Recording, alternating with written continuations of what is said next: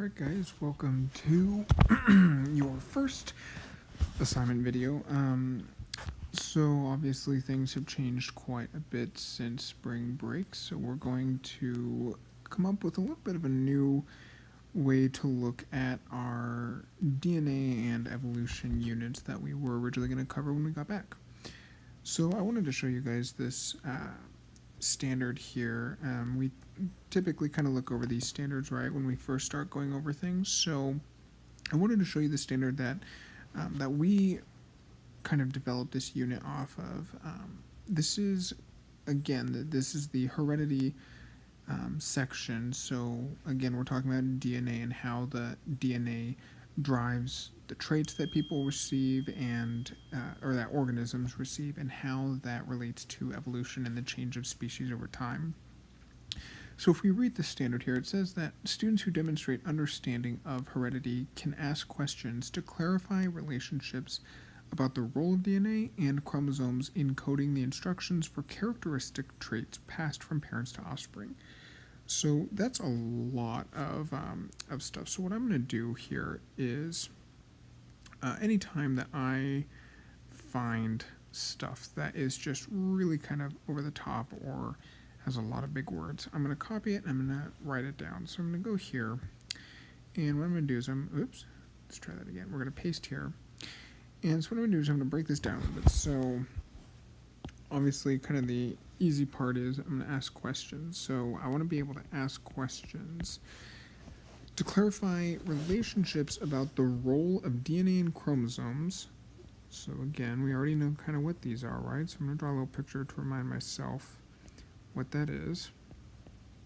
So DNA and chromosomes, so the relationships between that and coding the instructions for characteristic traits passed from parents to offspring. So how does this relate to things like maybe eye color, right? Or maybe hair colors. So draw some really great looking hair there, okay?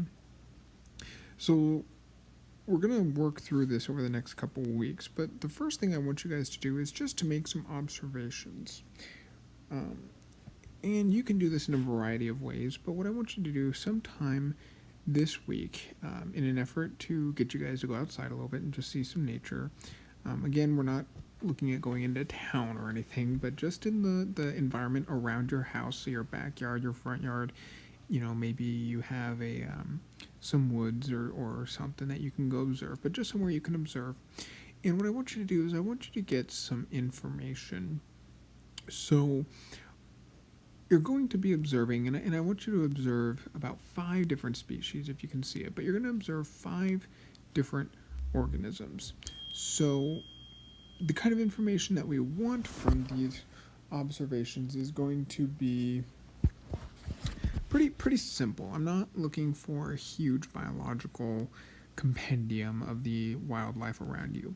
So what I'm going to do is I'm going to have, this is my format here, and this is obviously a very typical Cornell note layout, but you can do whatever layout you want that organizes your thoughts best. So what I'm going to write here at the top is I'm going to write the name. So I'm going to write the name of the species, if I know it. If I don't, I might write below it a description and then find out the name later when I get back inside. So I'm going to write the name, I'm going to write the description, and then here I might make some behavioral notes. And again, this is science, but science is highly personal. So however you want to write behavior notes, you write. If you want to write huge, long paragraphs of descriptions, great. If you want to write runs in circles, eats nuts. Let's say it's a squirrel, right? Okay. Both of these are okay. I just want you to write something down. Okay. So we're going to write behavior notes. We're going to write that it runs in circles and eats nuts. And then let's draw a picture. And again, this is science, so we're not looking for perfection, especially for me. So just pretend like this looks like a squirrel, okay? And then it's going to have a little acorn, okay? So we're going to draw a picture. And then what I'm going to do, what I want you guys to do is when you get home and when you're done with this, I want you to look up what's called the phylogenetic tree. Okay? Or what could also be known as like an evolutionary tree.